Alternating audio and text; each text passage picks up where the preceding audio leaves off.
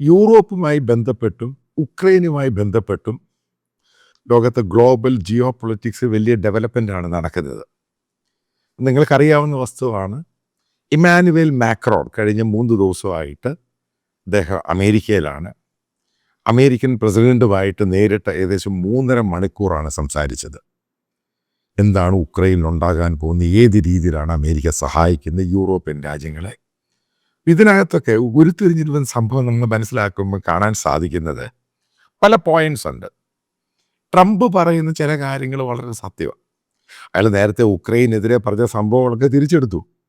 കാരണം ഉക്രൈൻ അല്ല ഇൻവേഡ് ചെയ്തത്, റഷ്യയാണ് ചെയ്തതെന്ന് പറഞ്ഞു.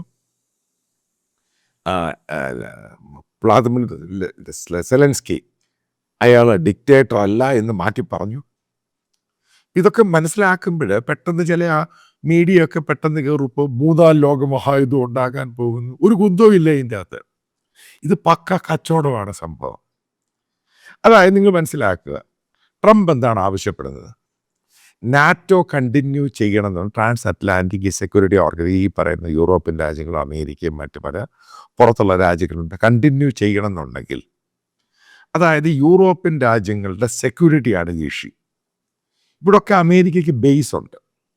അപ്പോൾ ഫർദറായിട്ട് സെക്യൂരിറ്റിയുള്ള കാര്യങ്ങൾ മുന്നോട്ട് പോവുകയാണെങ്കിൽ അതിന് യൂറോപ്യൻ രാജ്യങ്ങളുടെ ബജറ്റ്, ഡിഫൻസിൻ്റെ ബജറ്റ് കൂട്ടണം. ഇതാണ് ഇയാളുടെ ഡിമാൻഡ്. അല്ലെങ്കിൽ നിങ്ങൾ നിങ്ങളുടെ സെക്യൂരിറ്റിയുമായിട്ട് മുന്നോട്ട് നിങ്ങളുടെ സെക്യൂരിറ്റി നിങ്ങൾ കൈകാര്യം ചെയ്യുക. ഇപ്പോഴും ട്രംപ് പറഞ്ഞ ഒറ്റ കാര്യമേ ഉള്ളൂ, യൂറോപ്പിൻ്റെ സെക്യൂരിറ്റി നിങ്ങൾ തന്നെ ഹാൻഡിൽ ചെയ്യുക. എന്തിനാണ് അതിന് അമേരിക്കയെ ഡിപ്പെൻഡ് ചെയ്യേണ്ട ആവശ്യം? അപ്പം പല രാജ്യങ്ങളും, ഇപ്പോൾ ബ്രിട്ടൻ, കീത്ത് സ്റ്റാമർ, അദ്ദേഹം 2.3% 3% ആയിട്ട് ഡിഫൻസിൻ്റെ ആനുവൽ ബജറ്റ് കൂട്ടി. അപ്പം അതിനെപ്പറ്റി ഞാൻ മറ്റൊരു വീഡിയോ പറയാം ഇൻ ഡീറ്റെയിൽ ആയിട്ട്.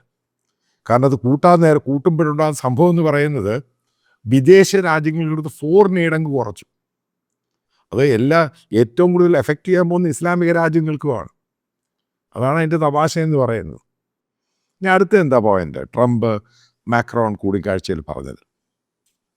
അതായത് അമേരിക്ക എന്ന് പറയുന്ന രാജ്യം, അമേരിക്കൻ അഡ്മിനിസ്ട്രേഷൻ ആണെങ്കിലും ട്രംപ് ആണെങ്കിലും ഉക്രൈൻ്റെ കൂടെ തന്നെയാണ്. ഈ പറയുന്ന ടോക്സ് റഷ്യയുമായിട്ടൊരു സീസ്ഫയർ ഉണ്ടാകുമ്പോൾ ഒരു കാരണവശാലും ഉക്രൈനെ താഴ്ത്തിക്കെട്ടി ഒരു സീസ്ഫയർ ഉണ്ടാവുകയില്ല. പക്ഷെ അത് പ്രോപ്പറായിട്ട് നെഗോഷിയേറ്റ് ചെയ്യും. ഉക്രൈൻ്റെ ആവശ്യം ഒറ്റ കാര്യമേ ഉള്ളൂ, അമേരിക്ക സെക്യൂരിറ്റി കൊടുക്കണം. കാരണം അമേരിക്ക ഡിഫൻസായിട്ട് സെക്യൂരിറ്റി കൊടുക്കണം, ഉക്രൈൻ ഉറപ്പ് കൊടുക്കണം. കാരണം റഷ്യ ആക്രമിക്കരുത് ഇനി. ഇതാണ് ഉക്രൈൻ്റെ ആഗ്രഹം. അതിൻ്റെ അകത്ത് ഉക്രൈൻ എന്ത് വിട്ടുവീഴ്ചയ്ക്കും തയ്യാറാണ്. ഉക്രൈൻ പറയാൻ, നിങ്ങൾക്ക് വേണമെങ്കിൽ ഞങ്ങളുടെ രാജ്യത്ത് വന്ന് റെയർ എർത്ത് മെറ്റൽസും ഈ സാധനങ്ങൾ മൈനിങ് ഒക്കെ നടത്തി നിങ്ങൾ കൊണ്ടുപോയിക്കോ, പക്ഷെ ഞങ്ങൾക്ക് ഉറപ്പുതാ, അതായത് ആ രാജ്യത്തെ നാളെ റഷ്യ കയറി ഇനി അറ്റാക്ക് ചെയ്യരുത്. ആ ഉറപ്പാണ് അവർക്ക് വേണ്ടത്. അതിനിടയ്ക്ക് റഷ്യയുടെ പുടിൻ പുതിയ വാഗ്ദാനമായിട്ട് വന്നു, നിങ്ങൾ ഉക്രൈനിൽ പോകേണ്ട, റഷ്യയിലുണ്ട്. ഇതേപോലെ റെയർ എർത്ത് മെറ്റൽസും മൈനിങ്ങും ഒക്കെ റഷ്യയിലുണ്ട്. അതേപോലെ അലൂമിനിയം ഉണ്ട്. കാരണം ഏറ്റവും കൂടുതൽ അലൂമിനിയം അമേരിക്കയെ വാങ്ങുന്ന കാനഡയിൽ നിന്ന് വലിയ വില കൊടുത്താണ് വാങ്ങുന്നത്. ഇതൊക്കെ തരാൻ റഷ്യ തയ്യാറാണ്. അമേരിക്കൻ ഇൻവെസ്റ്റേഴ്സിനും മൈനേഴ്സിനും റഷ്യയിൽ വരാൻ അയാൾ വാതിൽ തുറന്നിട്ട് കൊടുത്തു. ഇതാണ് ഈ പറയുന്നത്. നിങ്ങൾ ആദ്യം മനസ്സിലാക്കേണ്ട സംഭവം, ഇത് പക്ക കച്ചവടമാണ്. ഇന്ത്യയുമായിട്ടും ടാരിഫ് കച്ചവടമായിരുന്നു സംഭവം നടന്നത്. ചൈനയുമായിട്ട് കച്ചവടം നടക്കുന്നത്. ഈ മനസ്സിലാക്കേണ്ട പ്രധാനപ്പെട്ട, ഇത് 3rd വേൾഡ് വാറും ക്ലാപ്പും ഒന്നും ഉണ്ടാകാൻ പോകുന്നില്ല. ഇത് പ്രോപ്പറായിട്ടുള്ള കച്ചവടം പറഞ്ഞ് സെറ്റിൽമെൻറ്റ് ഉണ്ടാകുക എന്നത് മാത്രമാണ് ഈ ടോക്സിൻ്റെ പ്രത്യേകത. പല രാജ്യം, ജർമ്മനിയിൽ പുതിയ ഭരണാധികാരി വന്നു, അയാൾ എന്തോ പറഞ്ഞ് അമേരിക്കയുമായിട്ട് ഒത്തുപോകും. പക്ഷേ ഡിഫൻസിൻ്റെ കാര്യത്തിൽ പഴയ പോലെ അമേരിക്ക ഗോഡ് ഫാദർ ആയിട്ട് ഇനി ഫർദർ കണ്ടിന്യൂ ചെയ്യണമെങ്കിൽ അവരും ഡിഫൻസിൻ്റെ ബജറ്റ് കൂട്ടണം. കാരണം ഏറ്റവും വലിയ ബേസ് യൂറോപ്പിലുള്ളത് ജർമ്മനിയിലാണ്. ഏകദേശം 35,000-ഓളം അമേരിക്കൻ സോൾജിയേഴ്സ് ഉണ്ട് അവിടെ. ആ സമയത്താണ് ഫ്രാൻസിൻ്റെ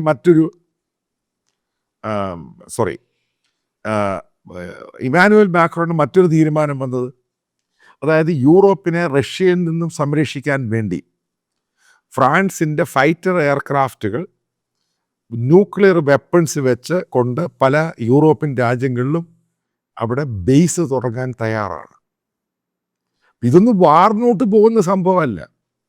കാരണം ഇൻ കേസ് അമേരിക്ക വിഡ്രോ ചെയ്യുകയാണെങ്കിൽ സെക്യൂരിറ്റി വേണം. ഈ രാജ്യത്തിൻ്റെ സെക്യൂരിറ്റി എന്ന് പറയുന്നത് വലിയ ഘടകമാണ്. ഈ യൂറോപ്യൻ രാജ്യങ്ങൾ കാണിച്ച മണ്ടത്തരം തന്നെയാണ് ഇതിൻ്റെ ഏറ്റവും പ്രധാനപ്പെട്ട ഘടകം. ഇതാണ് JD വാൻസ് ക്വസ്റ്റ്യൻ ചെയ്തത്.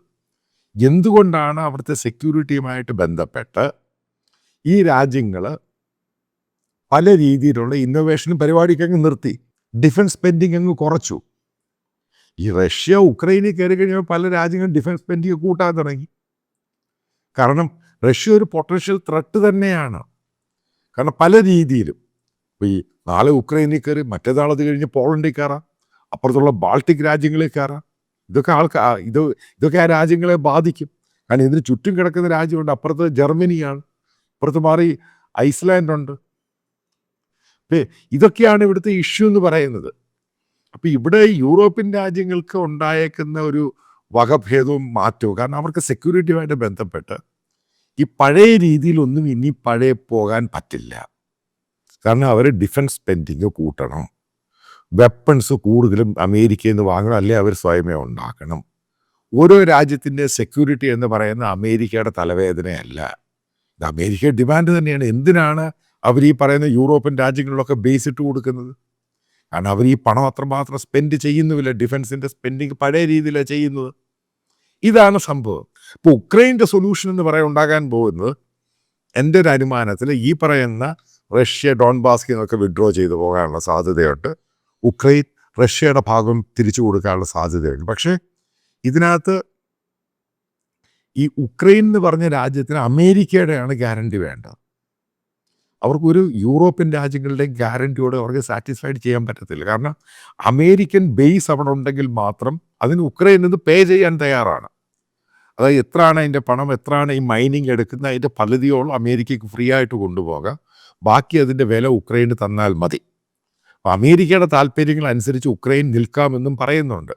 അപ്പോൾ ഇതിൻ്റെയൊക്കെ മറ്റുള്ള പിക്ചറൊക്കെ വരാൻ പോകുന്നത്, അതായത് ബ്രിട്ടീഷ് പ്രൈം മിനിസ്റ്റർ കീർ സ്റ്റാർമർ നാളെ മുതൽ അമേരിക്കൻ പര്യടനമാണ്.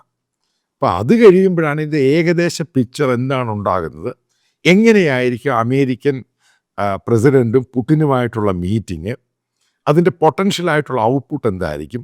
ഒരു കാര്യം വളരെ കൃത്യമായിട്ട് പറയാം, ഇത് ഉക്രൈനെ മാറ്റി നിർത്തിയുള്ള ഒരു ഡീലിനും അമേരിക്ക തയ്യാറാവത്തില്ല. കാരണം റിപ്പബ്ലിക്കൻ പാർട്ടിക്ക് അത് വലിയ പ്രശ്നമായി. കാരണം പുടിൻ അനുകൂലമായിട്ട് ട്രംപ് അങ്ങനെ പ്രസ്താവന നടത്തുകയും പിന്നീട് അത് വിഡ്രോ ചെയ്യുകയും ചെയ്തു. കാരണം അവിടെയുള്ള പോളിസി മേക്കേഴ്സിനും മറ്റും അതിനുശേഷം നിങ്ങൾ കാണേണ്ട ഒരു പ്രധാനപ്പെട്ട പോയിൻ്റാണ്, അമേരിക്കയുടെ നാഷണൽ സെക്യൂരിറ്റി അഡ്വൈസർ പെട്ടെന്ന് വ്ളാദിമിർ സെലൻസ്കിയായിട്ട് കാണാൻ പോകുന്നു. അതായത് ഈ പറയുന്നതിനെ പറ്റി പെട്ടെന്നൊരു വിവാദ പ്രസ്താവന തിരിച്ചൊരു പത്രസമ്മേളനം നടത്തണ്ട എന്ന് പറയുന്നു. ബാക്കിയുള്ള കാര്യങ്ങൾ ഞങ്ങൾ ഡിസ്കസ് ചെയ്ത് തീരുമാനിക്കാം. ഒരിക്കലും ഉക്രൈനെ മാറ്റി നിർത്തി ഒരു സൊല്യൂഷനും അമേരിക്ക തയ്യാറാവുകയില്ല. അത് അമേരിക്കയുടെ നാഷണൽ സെക്യൂരിറ്റി അഡ്വൈസറാണ് നേരിട്ട് വ്ളാദിമിർ സെലൻസ്കിയോട് നേരിട്ട് പോയി പറയുകയും പെട്ടെന്ന് അദ്ദേഹം നിശ്ചയിച്ചിരുന്ന പത്രസമ്മേളനം മാറ്റുകയും ചെയ്തു. അതായത് ഉക്രൈൻ അവിടെ ഒരു സൊല്യൂഷൻ ഉണ്ടാകണം, വാർ രണ്ട് രാജ്യങ്ങൾക്ക് മുന്നോട്ട് പോകാൻ താല്പര്യമില്ല. പക്ഷേ റഷ്യയുടെ ഇൻവേഷനും ഫർദർ ഫ്യൂച്ചറിൽ റഷ്യ ഉക്രൈനിൽ അറ്റാക്ക് ചെയ്യരുത്, ഇതാണ് ഉക്രൈൻ്റെ ആഗ്രഹം. ഇതാണ് പല ഉക്രൈനിലുള്ള പല സാധാരണക്കാരുടെ സർവേ ഒക്കെ എടുത്തപ്പോൾ അവരും പറയുന്നത്, അവർക്കൊരു രാജ്യത്തോട് മാത്രമേ ഉള്ളൂ പൂർണ്ണമായിട്ടും സാറ്റിസ്ഫൈ, അതായത് അവർക്ക് വിശ്വാസം അമേരിക്ക. കാരണം അമേരിക്ക ഒരു ബേസ് അവിടെ വെക്കുകയാണെങ്കിൽ മാത്രമേ റഷ്യ ഇൻ ഫ്യൂച്ചറിൽ അവിടെ അറ്റാക്ക് ചെയ്യാതിരിക്കൂ. അപ്പോൾ ഉക്രൈൻ്റെ ഡിമാൻഡ് അത് മാത്രമാണ്. അതിന് അവർ വലിയ രീതിയിൽ ഡിഫൻസിൻ്റെ സ്പെൻഡിങ് ആണെങ്കിലും അത് പേ ചെയ്യാനും തയ്യാറാണ്. കാരണം അമേരിക്കയ്ക്ക് പോളണ്ടിൽ ഓൾറെഡി ഒരു ബേസ് ഉണ്ട്. അപ്പം ഉക്രൈന് താല്പര്യമുണ്ട് ഈ നാറ്റോ രാജ്യങ്ങളുടെ കൂടെ വരണം. പക്ഷേ എനിക്ക് തോന്നുന്നില്ല പെട്ടെന്ന് നാറ്റോ രാജ്യങ്ങളുടെ കൂടെ വരാൻ. കാരണം റഷ്യയുമായിട്ടുള്ള ഒരു സീസ് ഫയർ ടോക്സും ഒരു എഗ്രിമെൻറ്റും ഉണ്ടാകുന്നത്. കാരണം ഇൻ ഫ്യൂച്ചർ അമേരിക്കൻ ബേസ് അവിടെ വരുന്നതും ഈ നാറ്റോ രാജ്യങ്ങൾ വരുന്നതും ഏതാണ്ട് ഒരേപോലെയാണ്. കാരണം ബേസ് വന്നു കഴിഞ്ഞാൽ പിന്നെ ഒറ്റ രാജ്യമായിട്ട് അത് കയറത്തില്ല. അതുകൊണ്ടാണ് ഈ ഖത്തറിൽ പോലും അമേരിക്കൻ ബേസ് ഉള്ളത് കൊണ്ടാണ് ഖത്തറിൽ ആരും കയറാത്തത്. ഇതാണ് അതിൻ്റെ ഒരു പ്രത്യേകത എന്ന് പറയുന്നത്. അപ്പം ഇങ്ങനൊരു സൊല്യൂഷൻ ഉണ്ടാകുമ്പോൾ മറ്റുള്ള യൂറോപ്യൻ രാജ്യങ്ങൾക്കും ഈ അമേരിക്കയുമായിട്ട് ഇപ്പോൾ നിലനിൽക്കുന്ന ഒരു സെക്യൂരിറ്റി ഇഷ്യൂസും ടെൻഷനും അതൊക്കെ മാറാൻ ഒരു 3-4 ദിവസങ്ങൾ സൊല്യൂഷൻ ഉണ്ടാക്കി അമേരിക്കയുടെ താല്പര്യമായ ബിസിനസ്, അതിന് ഉക്രൈൻ ആണെങ്കിൽ, റഷ്യ ആണെങ്കിൽ, യൂറോപ്യൻ രാജ്യങ്ങൾ നിന്നുകൊടുക്കുകയും ചെയ്യുകയാണെങ്കിൽ അതിനൊരു സൊല്യൂഷൻ ഉണ്ടാകാനുള്ള സാധ്യത വളരെ കൂടുതലാണ്.